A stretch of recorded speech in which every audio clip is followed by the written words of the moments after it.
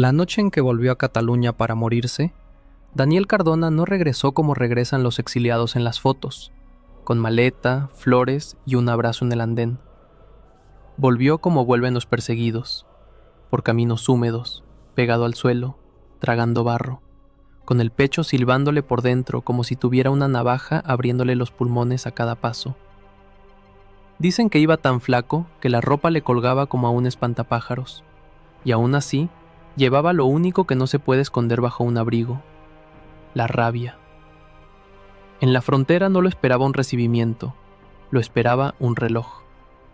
No el de la estación, sino el que ya le contaba los últimos días. Lo más incómodo es esto: ese hombre que hoy algunos recuerdan como símbolo y otros prefieren borrar como si nunca hubiera existido, no se hizo peligroso por accidente. Se entrenó para hacerlo. Y lo hizo con una idea fija: que la independencia no se mendiga, se arranca. No es una frase bonita, es una frase sucia. Porque cuando alguien decide arrancar algo, siempre termina metiendo las manos donde hay sangre. Y ahora imagina el contraste. Mientras su cuerpo se apagaba, hubo gente en su propio pueblo que lo protegió en silencio. Nadie lo delató. Nadie señaló la casa. Médicos entraban y salían como sombras. Vecinos miraban al suelo. Y al mismo tiempo, el Estado que él había jurado odiar lo esperaba como se espera a un animal herido, para rematarlo. Esa mezcla, lealtad clandestina y persecución fría, es el verdadero retrato de Cardona. No el de los homenajes, no el de los panfletos, el de la noche que huele a miedo y a decisión. Porque antes de ser Vibrant, antes de ser el irlandés, antes de ser el hombre que hablaba de armas sin pestañear, fue un niño de Barcelona nacido el 20 de agosto de 1890. Un niño de familia trabajadora, con raíces en pueblos cercanos, que creció en una ciudad donde la política no era un debate elegante. Era una pelea diaria entre hambre, orgullo y autoridad. Barcelona a inicios del siglo XX era un animal nervioso. Fábricas, huelgas, pistolas, sindicatos, policía. El aire tenía un zumbido que no era progreso, era tensión. En ese paisaje, Cardona aprendió pronto una lección que marcaría su vida. Hay ideas que se escriben en papel, y hay ideas que se escriben en la calle. Y la calle escribe con golpes. Su primera militancia no fue un salto directo a la clandestinidad romántica. Empezó donde empieza mucha gente joven con hambre de identidad. Organizaciones catalanistas, círculos donde la lengua, la cultura y la historia se defendían como si fueran una casa sitiada. Ahí, al principio, el sueño podía parecer posible sin ensuciarse demasiado. Autonomía, reformas, presión política, discursos. Pero Cardona tenía un problema, o una virtud, según quien lo mire. Le repugnaba la transacción.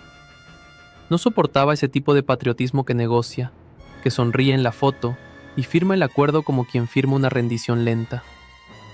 Su mente funcionaba con una lógica brutal. Si el objetivo es romper, ¿por qué hablar como si solo quisieras doblar? Y entonces llegó el detonante que le cambió la sangre. No fue una persona, fue un ejemplo.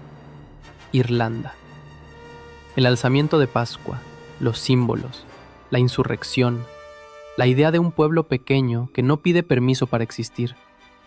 Para Cardona, aquello fue como ver una puerta abierta donde todos los demás veían una pared. Y lo que hizo con esa puerta fue empujarla con el hombro. A partir de ahí, ya no le bastó con el catalanismo cultural. Quería estrategia, disciplina, estructura y algo que en los salones causa alergia: músculo. Cardona empieza a mirar la política como mira un militar un mapa, no buscando consenso, sino puntos débiles. Y en ese giro nace su mito, y también su condena. En 1919 se vincula a espacios nacionalistas más definidos, y en 1921 entra en una escena que parecía hecha para él: la fundación de Estat Català, al lado de Francesc Macià, el coronel convertido en símbolo. Aquí aparece el gran conflicto que va a perseguir toda su vida: la rivalidad con su propio aliado. Porque Maciá era el rostro que podía seducir, el líder con aura, el que podía hablarle a masas, el que entendía el teatro de la política. Cardona, en cambio, era el hombre de la incomodidad, el que no quería teatro, quería consecuencias, el que miraba a Maciá y pensaba, en el fondo, algo que nunca se dice en voz alta cuando se está construyendo un movimiento. Si este hombre se acostumbra a la ovación, un día preferirá la ovación a la victoria. No fue una pelea inmediata, no. Al principio fue una tensión fina, como una cuerda de violín que cada mes se tensa un poco más. Pero Cardona ya estaba tomando notas mentales. ¿Quién duda? ¿Quién negocia? ¿Quién se ablanda? ¿Quién se vuelve presentable? Y cada vez que veía una concesión, lo sentía como una traición anticipada. La dictadura de Miguel Primo de Rivera acelera todo. Con la represión, el movimiento se radicaliza o se rompe. Y Cardona no era de romperse, era de radicalizarse. Persecuciones, procesos, condenas. La política deja de ser un juego y se convierte en supervivencia.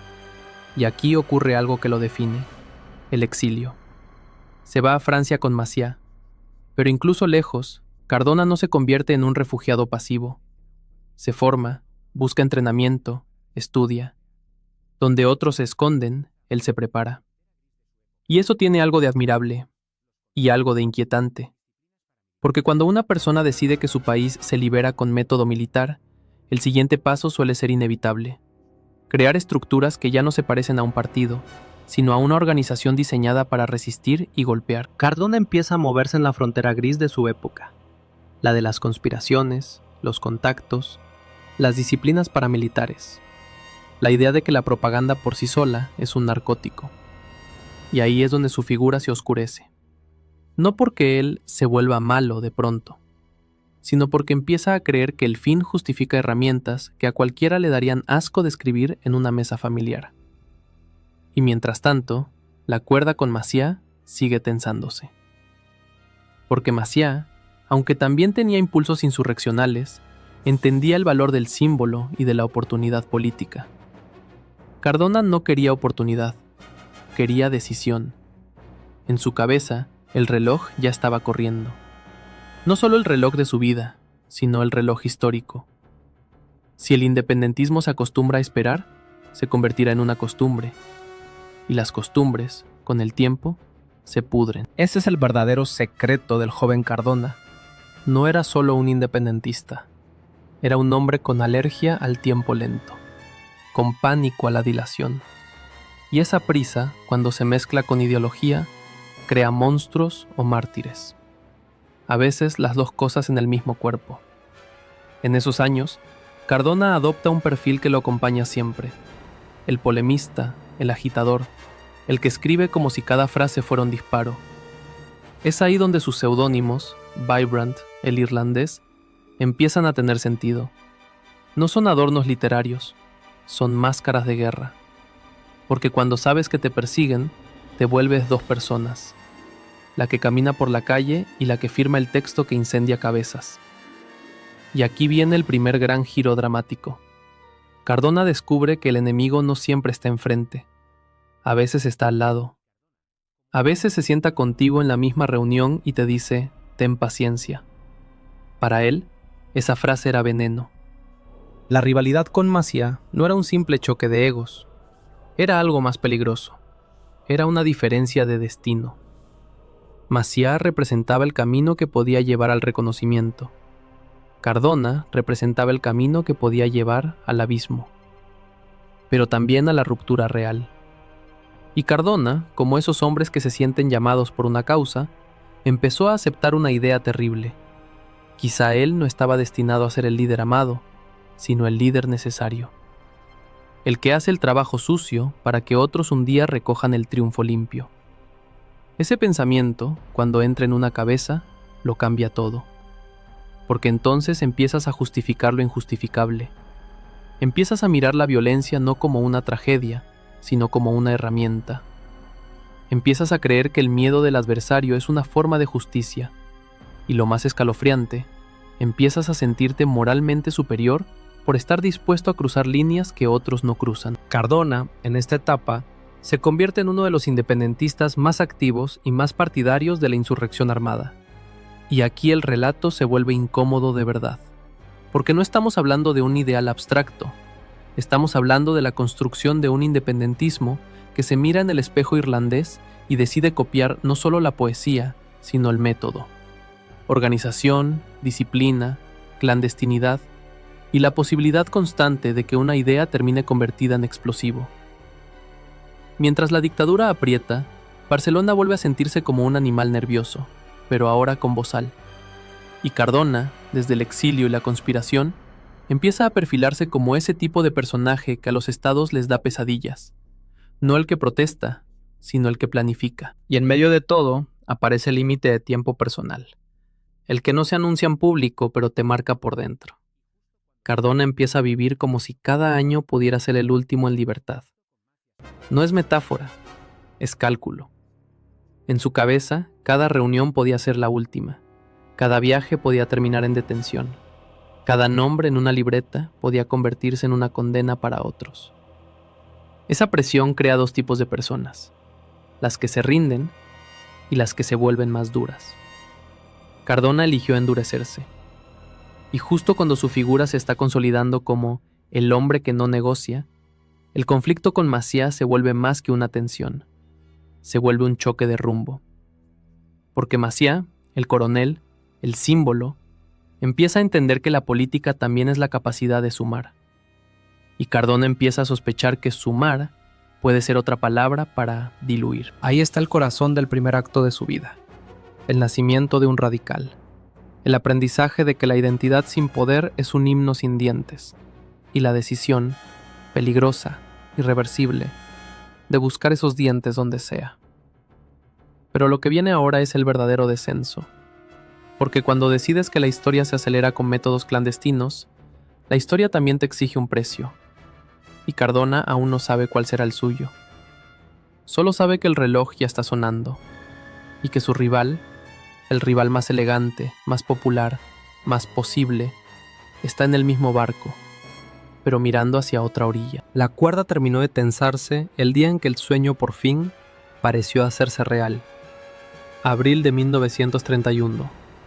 La monarquía se desploma y la calle huele a papel mojado, a tinta fresca y a miedo viejo.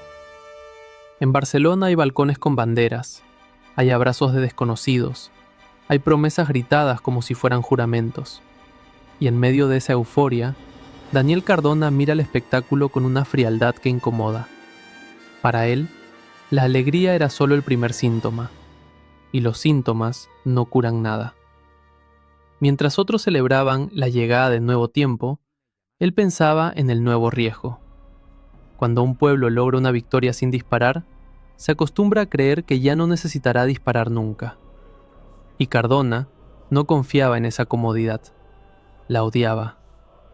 De pronto el hombre de la clandestinidad, el que vivía entre nombres falsos y reuniones a media luz, aparece con un cargo que suena casi cómico por contraste: alcalde de Saint-Just-des-Verns.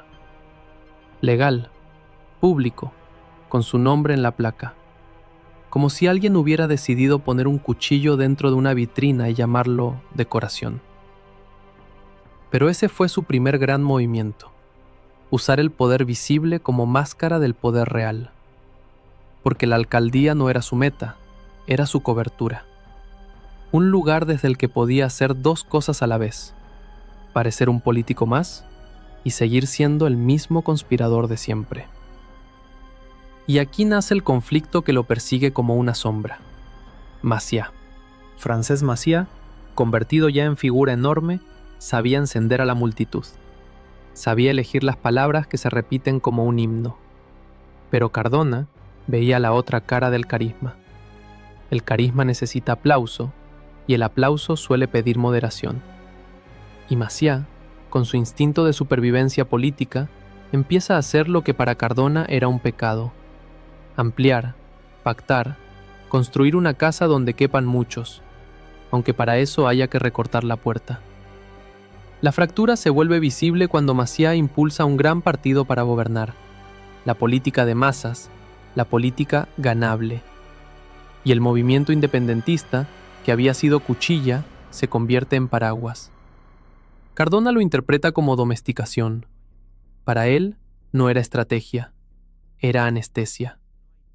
Esa rivalidad no se resolvía con discusiones, se resolvía con una pregunta que quemaba por dentro. ¿Qué es más peligroso para la independencia? ¿Madrid? ¿O un independentismo que aprende a vivir cómodo dentro de Madrid? Y Cardona, fiel a su carácter, no esperó a que la historia le diera una respuesta, decidió fabricarla. En 1931, cuando muchos de los suyos aceptan el ritmo de la nueva república y la promesa de un estatuto, Cardona hace lo contrario, radicaliza la apuesta. Funda una organización con un nombre que ya es un desafío: Nosaltres Sols, nosotros solos. No hay ambigüedad, no hay en colaboración con, no hay dentro del marco. Hay soledad orgullosa, hay separación total. Lo más perturbador no es el lema, es la lógica interna, porque nosotros solos significa también sin permiso y sin freno. Cardona no solo crea un grupo, crea un clima, un semanario, consignas, disciplina, una estética de combate y poco a poco una mentalidad, la de confrontar no solo a los unionistas españoles, sino a todo el que él considerara enemigo de Cataluña, incluso dentro del propio bando republicano. Anarquistas, comunistas, fascistas, en su mundo, cualquiera podía convertirse en obstáculo. Y cuando un hombre ve obstáculos por todas partes, deja de caminar, embiste. Desde fuera, algunos lo miran con fascinación. Por fin alguien que no se vende. Desde dentro, otros lo miran con miedo. Este nos va a arrastrar a un precipicio. Y aquí llega el primer giro que mucha gente no entiende hasta que es tarde. Cardona no era un radical porque le faltara poder. Era un radical porque no creía en el poder que le estaban ofreciendo. La alcaldía, las instituciones, el estatuto, para él eran una jaula con flores. Y las flores, por bonitas que sean, siguen creciendo en una jaula. En su cabeza se activa un temporizador. No uno oficial, no uno que salga en periódicos, sino uno íntimo. El tiempo que tarda un movimiento en ablandarse cuando empieza a gobernar. Cardona estaba convencido de que ese tiempo era corto, muy corto, y se comporta como si tuviera un límite, como si no empujaba ahora, en cuestión de meses la causa se convertiría en rutina. Ese límite de tiempo, ese reloj invisible, lo convierte en un hombre insoportable y peligrosamente coherente, porque quien cree que el tiempo se acaba, deja de pedir permiso incluso a los suyos. Las reuniones con los moderados se vuelven choques. Los discursos de Maciá, que para muchos son esperanza, para Cardona son advertencias disfrazadas de calma. Y la rivalidad se vuelve personal, aunque nadie lo diga así. Porque cuando dos líderes compiten por el destino de un país, en realidad compiten por algo más íntimo. ¿Quién será recordado como el que se atrevió? ¿Y quién como el que se conformó? Cardona empieza a hablar y a escribir como si estuviera preparando una guerra que otros no quieren ni nombrar. Y eso crea un fenómeno extraño. Mientras su figura crece en la sombra, su presencia pública se vuelve, paradójicamente, más respetable por su cargo local. Es una trampa perfecta. Los enemigos lo subestiman por alcalde, los aliados lo siguen por militante, y él aprovecha esa doble vida como un arma. Hasta que la historia aprieta el cuello, Cataluña hierve, España se tensa. La política deja de ser ideología y pasa a ser alarma. El ambiente es de choque frontal, de ahora o nunca en muchas bocas, pero pocos están dispuestos a pagar el precio de esas palabras. Y entonces llega el momento que Cardona había estado esperando y temiendo. El 6 de octubre, la Generalitat se lanza a un desafío que huele a intento de ruptura. Un gesto separatista, una proclamación, una apuesta que intenta convertir la tensión en hecho consumado. Lo que sucede después es la realidad cayendo como un martillo. Represión, detenciones, cierre, persecución. Y aquí ocurre algo que define a Cardona mejor que cualquier eslogan. En vez de retirarse, queda marcado como objetivo. No por lo que ha dicho, sino por lo que representa. la idea de que la ruptura podía ser real. Para el Estado, un líder moderado se negocia, un líder radical se neutraliza. Lo detienen, lo trasladan, lo encierran. Y en ese encierro, Cardona tiene una claridad brutal. La república que algunos creían nueva podía comportarse con la misma dureza vieja cuando se sentía amenazada. El sistema, cuando tiembla, siempre muestra su cara más simple: control. El plan oficial era moverlo lejos, centralizarlo, apagarlo. Madrid. Aislamiento. Silencio. Una ruta diseñada para que su voz se volviera irrelevante. Pero Cardona no era solo un símbolo, era un hombre que había vivido años pensando en fugas, rutas, fallos humanos, ventanas sin vigilar. Y aquí llega el twist que convierte su historia en algo casi cinematográfico. En medio del caos, escapa. No hay épica limpia, no hay música. Hay confusión, hay barro, hay puertas mal cerradas, hay un instante de suerte y otro de sangre fría. Y cuando por fin está fuera, no se siente libre, se siente perseguido con más razón. Porque después del 6 de octubre, ya no era solo un opositor. Era, a ojos de sus enemigos, un fantasma peligroso. Y a ojos de algunos aliados, un problema. Un hombre que, con su sola existencia, recordaba lo que muchos preferían olvidar, que habían intentado romper y no lo lograron. A partir de ahí, su vida se vuelve un mapa de huidas. Cataluña deja de ser un lugar, se convierte en un riesgo. Cada carretera tiene orejas, cada control puede ser el último. Y mientras se esconde, Cardona entiende algo que amarga incluso al más fanático. El poder, cuando llega, no siempre se conquista. A veces solo se roza, y ese roce te quema. Termina en el exilio, Francia, Bruselas, fronteras que se cruzan con identidades improvisadas. Y lo más irónico es esto: el hombre que más había exigido acción, ahora se ve obligado a hacer lo que odiaba: esperar, reorganizar, sobrevivir lejos. Pero esa espera no lo suaviza, lo convierte en algo más afilado. Y en ese punto, la rivalidad con Maciá cambia de forma. Ya no es solo dos caminos, es una herida. Porque Maciá, con su legitimidad, con su maquinaria, con su capacidad de hablarle a la historia, se ha convertido en el rostro institucional del catalanismo gobernante. Cardona, en cambio, queda como el recordatorio incómodo de lo que el poder no quiere en su mesa: la opción armada, la intransigencia, el nosotros solos como sentencia. Cardona empieza a sentir que su rival ya no es un hombre, es una época entera que se está inclinando hacia el pragmatismo. Y esa sensación lo enferma por dentro, aunque todavía no lo sepa, porque hay enfermedades que empiezan como una rabia sostenida. En el exilio, la distancia no lo calla, lo vuelve más feroz. Piensa, escribe, conspira, forma gente, imagina estructuras que no dependan de la Generalitat ni del calendario electoral. Y sobre todo, fija un objetivo: volver. Volver no como alcalde, no como colaborador, sino como detonador. Pero aquí el destino le planta un segundo límite de tiempo, más cruel que cualquier policía. Su cuerpo empieza a dar señales. No lo anuncia, no lo convierte en discurso, simplemente ocurre. Cansancio que no se va, un pecho que no acompaña, una fragilidad que le resulta humillante.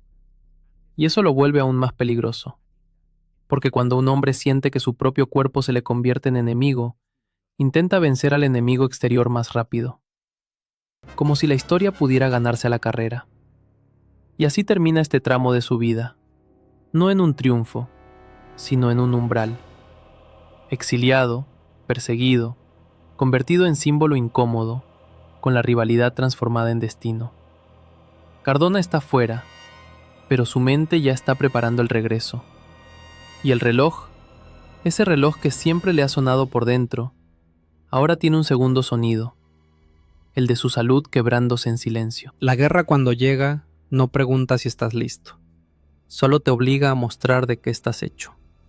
Cardona, instalado entre la legalidad de un despacho municipal y la clandestinidad de un movimiento que olía a pólvora antes de oler a tinta, entendió algo que pocos querían aceptar.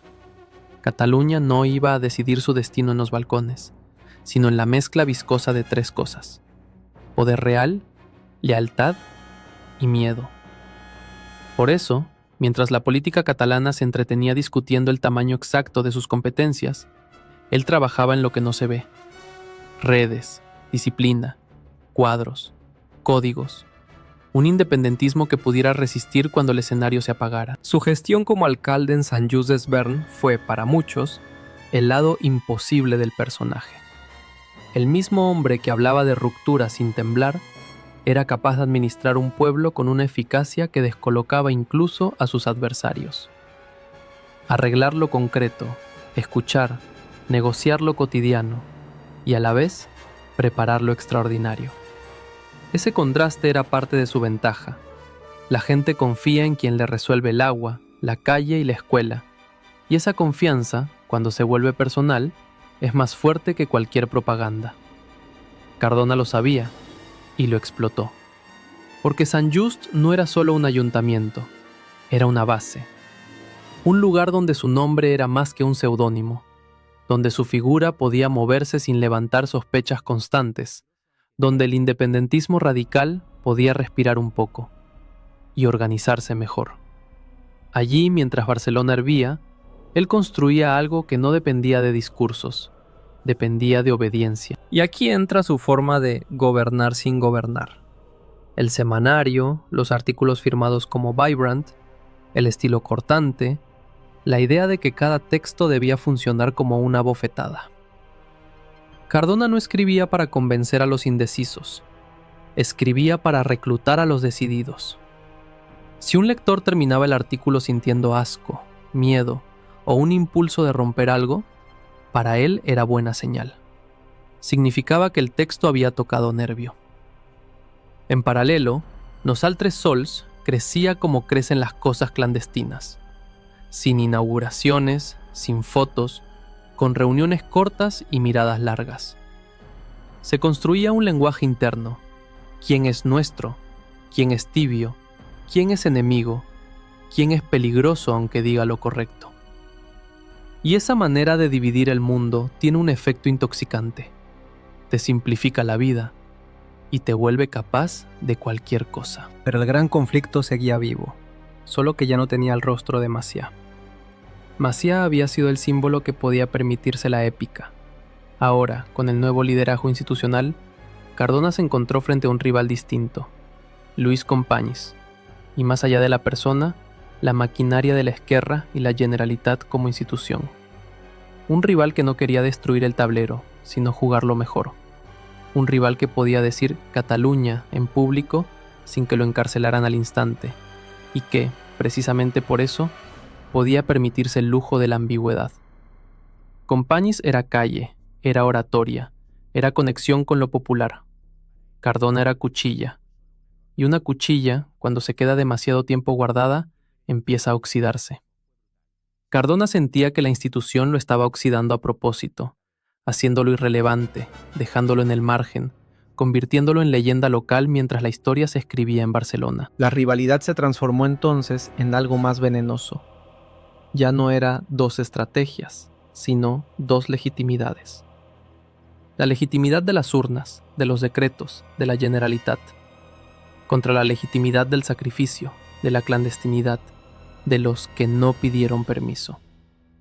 Y Cardona, que necesitaba creer que su vida tenía un sentido duro, empezó a actuar como si esa legitimidad institucional fuera un disfraz, o peor, una traición elegante.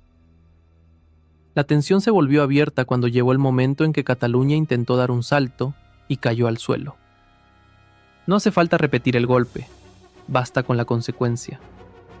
Después de la derrota y la represión, Cardona regresó con una certeza amarga. La Generalitat podía encender una chispa, pero no tenía gasolina suficiente. Para él, ese fracaso no fue solo un error táctico, fue una prueba moral. Y el veredicto que se dictó a sí mismo fue brutal. Si seguimos dependiendo de gestos, nos van a romper una y otra vez. A partir de entonces, su trabajo se volvió obsesivo. No buscaba popularidad, buscaba estructura. No buscaba discursos, buscaba cuadros. No buscaba el titular, buscaba la red. Y el mundo, como si quisiera burlarse de cualquier plan humano, cambió de golpe el tablero. En España, la política se partió como un espejo, y cuando un espejo se rompe, cada pedazo refleja una parte deformada de la misma cara. Lo que siguió fue un país convertido en cicatriz abierta. Guerra, ejecuciones, venganzas, hambre, miedo. Para un independentista radical, la guerra civil era una oportunidad y una pesadilla.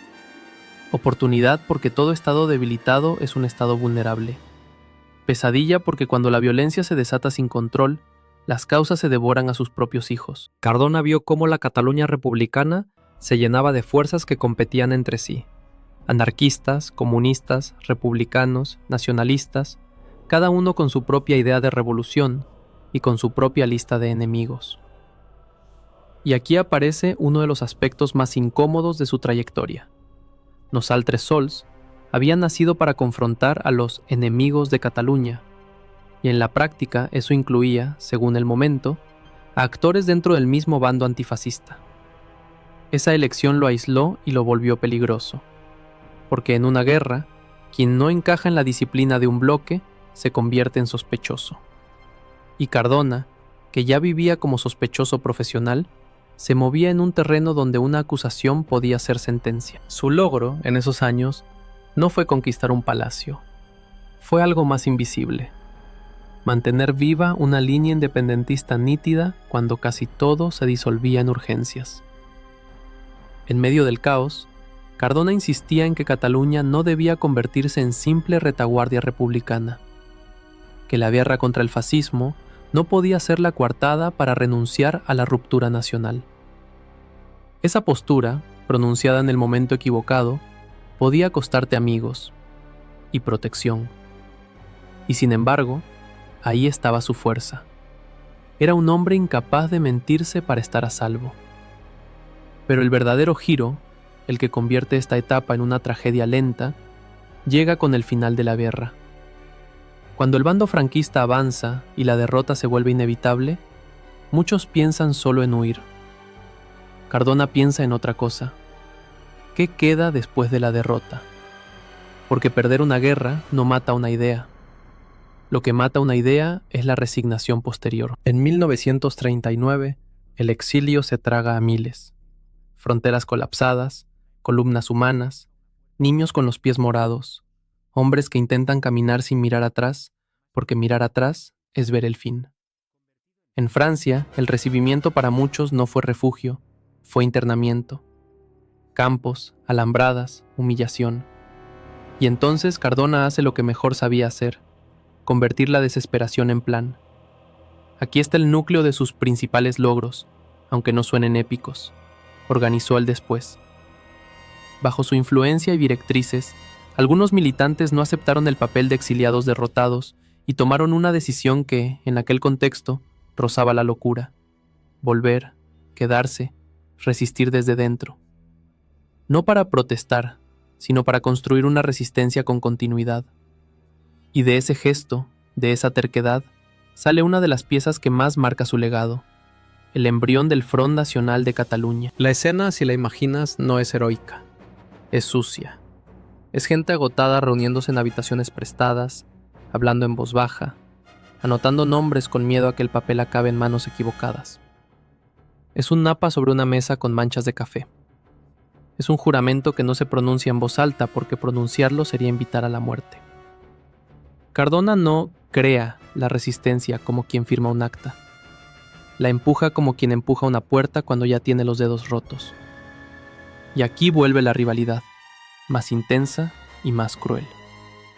Companys, convertido en símbolo del exilio republicano y después atrapado por el destino, representaba la tragedia institucional.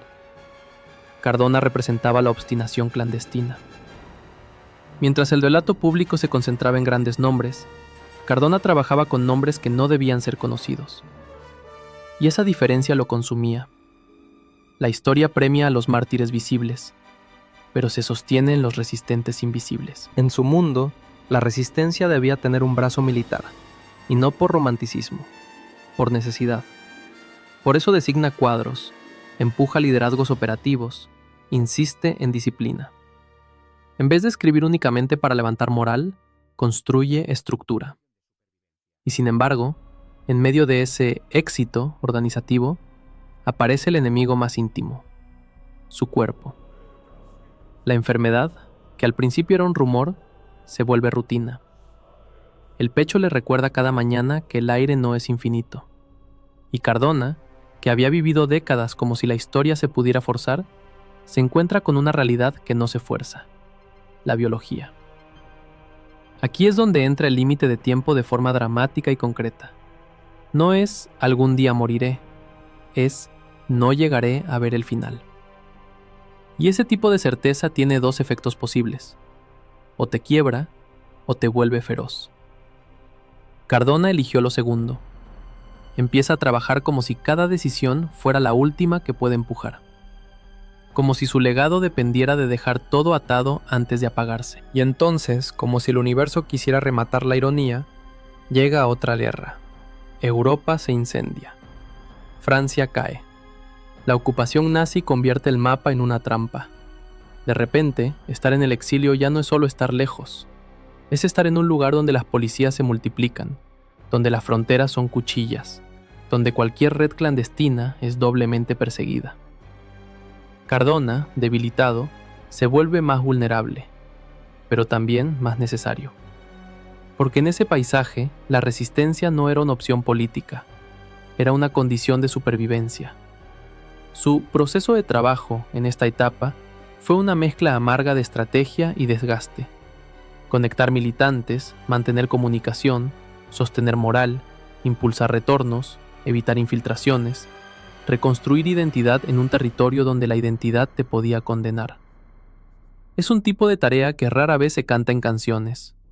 No hay victoria inmediata, hay solo persistencia. Y el twist final de esta parte, el que suele quedar oculto bajo los relatos simplificados, es que Cardona, el hombre asociado a la insurrección armada, termina logrando algo que no depende de una bomba ni de un tiro.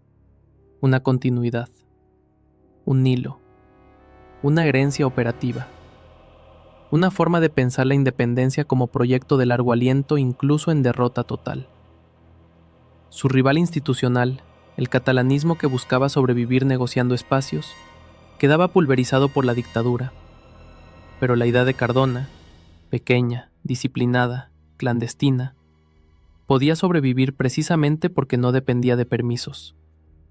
Esa era su apuesta, y en ese contexto, por primera vez, parecía tener razón. Y sin embargo, la razón no cura. A medida que su salud se derrumba, Cardona empieza a vivir con una urgencia que roza la autodestrucción. Duerme poco, trabaja demasiado, se sostiene con la misma rabia que lo había construido. Y la rabia, cuando se usa como combustible, calienta, pero también quema el motor. Hay un momento, ya al final de este periodo, en que su vida se reduce a una imagen. Un hombre sentado, respirando con dificultad, escuchando nombres y fechas como quien escucha un parte de guerra, sabiendo que él mismo es un frente que se está perdiendo. Y aún así, insistiendo, corrigiendo, ordenando, empujando. Porque Cardona no quería morir como mueren los políticos, con discursos. Quería morir como mueren los conspiradores, dejando una puerta entreabierta para que otros entren. El hombre que había pasado media vida soñando con volver a Cataluña, eligió el peor momento posible para hacerlo. En 1943, Europa era un cuchillo. La ocupación alemana todavía apretaba. La policía francesa colaboracionista olía a delación. Los papeles falsos valían más que el dinero. Y cualquier patriota sin uniforme era, para cualquiera de los dos bandos, una pieza sospechosa. Daniel Cardona ya no era el alcalde de un pueblo ni el agitador que encendía páginas con seudónimo. Era algo más frágil y más peligroso. Un símbolo clandestino enfermo. Un hombre que llevaba la derrota como una costra. Y aún así, insistía en moverse. La enfermedad ya no era un rumor, era un horario. Había días en que levantarse de la cama parecía una operación militar, y respirar era un trabajo a jornada completa. Cada tos le dejaba una vergüenza animal, como si el cuerpo lo traicionara en público. Y sin embargo, él seguía con la misma lógica que lo había llevado hasta allí. Si el tiempo se acaba, no se administra, se gasta. Ese fue su último error y su último acto de coherencia. Porque el límite de tiempo dejó de ser una idea dramática y se convirtió en un reloj real. Cardona empezó a calcular su vida en semanas, no en años. En conversaciones cortas, en instrucciones precisas, en notas que no podían caer en manos equivocadas. Cuando alguien le sugería reposo, él respondía con esa forma seca de desprecio que usan los hombres que han confundido su identidad con su causa. Reposar era rendirse. Y rendirse era morir antes de morirse. Pero lo más perverso de esa etapa no fue la persecución, ni la ocupación, ni la tos. Fue la rivalidad.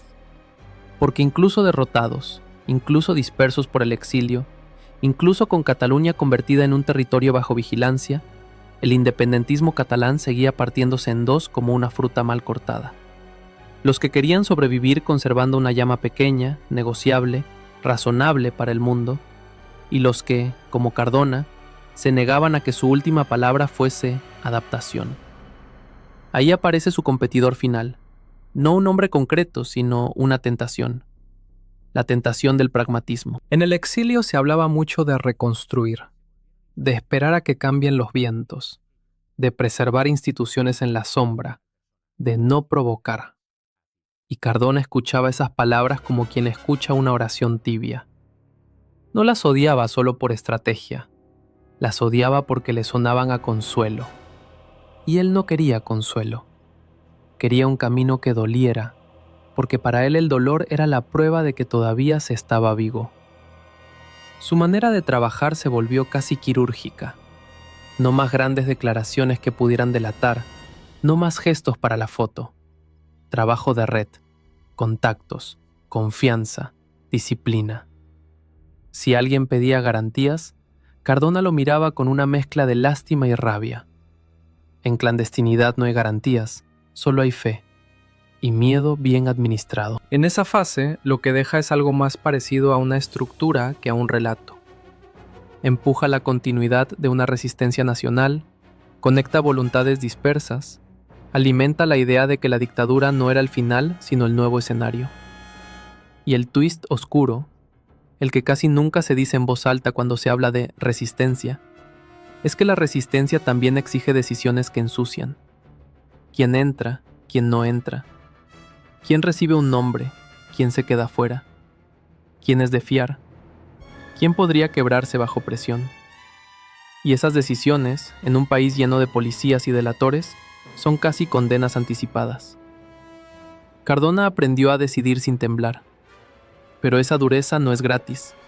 Te roba humanidad. Con el paso de los meses, su círculo se dio cuenta de algo inquietante. Cardona hablaba menos de su futuro y más del futuro de los otros. Como si ya se estuviera despidiendo sin decirlo. Sus frases se volvieron instrucciones. Haz esto, evita aquello, no uses ese canal, no confíes en tal persona. Si pasa X, haz Y. Y en el fondo de cada conversación había una pregunta muda que nadie quería formular. ¿Cuánto tiempo le queda? Él, por supuesto, no respondía. En hombres como Cardona, el orgullo es una armadura, incluso contra la muerte. Y entonces, toma la decisión que define su final. Volver. Volver era una locura por 3 razones. La primera, la vigilancia franquista, las redes de control, la posibilidad real de caer en una detención sin salida. La segunda, la ocupación y la guerra, que convertían cualquier movimiento en un riesgo multiplicado. Y la tercera, su salud. Cualquier médico habría dicho lo evidente. Un viaje así podía matarlo. Pero Cardona no estaba persiguiendo seguridad. Estaba persiguiendo sentido.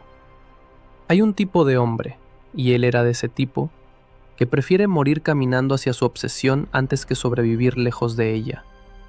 Y hay algo que produce rechazo en esa actitud, porque roza lo fanático. Sacrifica a los que lo acompañan, arrastra a otros al riesgo, convierte la causa en altar. Y sin embargo, también hay algo magnético, esa negativa a rendirse incluso cuando el cuerpo se cae a pedazos. Cardona cruza de vuelta como cruzan los perseguidos, sin épica limpia, sin uniformes, sin himnos. Cruza con el miedo pegado a la lengua, con el corazón golpeándole las costillas como si quisiera huir antes que él. Cada paso es un acuerdo con el azar, y cada control, una ruleta. Cuando por fin pisa Cataluña, no hay gloria. Hay silencio. Hay habitaciones cerradas. Hay persianas bajas. Hay gente que lo mira con una mezcla de respeto y pánico, porque quien vuelve del exilio no siempre trae esperanza. A veces trae el recordatorio de lo que todos han perdido. Y aquí llega una imagen que sirve como espejo cruel de su vida. Cardona vuelve, pero ya no tiene poder. No tiene un cargo, no tiene tribuna, no tiene estructura visible. Tiene algo más precario, un puñado de lealtades y una voluntad que está a punto de romperse por dentro. El rival, el competidor, ya no necesitaba enfrentarlo de frente. El competidor era el tiempo. El competidor era la dictadura instalada. El competidor era el cansancio de la gente. El competidor era esa frase que se repite en países derrotados. No vale la pena, hay que sobrevivir. Cardona se niega. Y esa negación tan fuerte, tan absoluta, es la que termina por convertir su final en algo casi inevitable. Porque cuando un hombre vuelve enfermo a un país vigilado, vuelve a una sola cosa: a morir o a caer preso. No hay tercera opción. La diferencia es que Cardona no muere en una celda. No muere como ejemplo para la propaganda del enemigo. Muere como mueren muchos conspiradores, protegido por el silencio de los suyos. Hay médicos que lo visitan con discreción. Hay amigos que se turnan. Hay una atmósfera de secreto que no es romántica, es práctica. Si lo descubren, no solo cae él, caen todos. La clandestinidad convierte hasta el cuidado médico en una operación. La enfermedad avanza con una crueldad casi íntima. No hay explosión final, no hay escena teatral. Hay un desgaste que humilla. Noche sin aire, fiebre, la mirada perdida en el techo. Y en medio de ese deterioro, Cardona sigue preguntando por nombres, por contactos, por noticias, como si quisiera arrancarle al cuerpo un último esfuerzo para sostener una idea. Aquí aparece el último twist. El hombre que pasó años hablando de acción armada termina sus días sin poder moverse, dependiendo del cuidado ajeno, convertido en una carga que él mismo habría despreciado en otro. Esa contradicción lo tortura. Se nota en su forma de mirar, en su necesidad de seguir siendo útil hasta el final. Y aún así, incluso en esa fragilidad, sigue siendo peligroso. Porque un símbolo enfermo que muere en casa, sin ser capturado, le roba al enemigo un trofeo. Y le regala al movimiento un tipo de mito que no depende de victorias. El mito del que no se entrega. Daniel Cardona muere en 1943. Tenía 53 años. Y el detalle más brutal es que no muere en el clímax de la guerra civil, ni en una proclamación, ni en una batalla. Muere en ese territorio gris y cruel donde mueren muchos militantes, cuando el mundo ya se ha cansado de la tragedia, cuando el público ya mira hacia otro lado, cuando el horror se ha vuelto rutina. Pero su muerte no cierra su historia, la abre de otra forma, porque el legado de Cardona no fue un gobierno ni un decreto, fue una actitud, la idea de que la independencia debía ser completa, no administrada. Y esa actitud, aunque minoritaria, tiene una cualidad peligrosa. No desaparece con facilidad.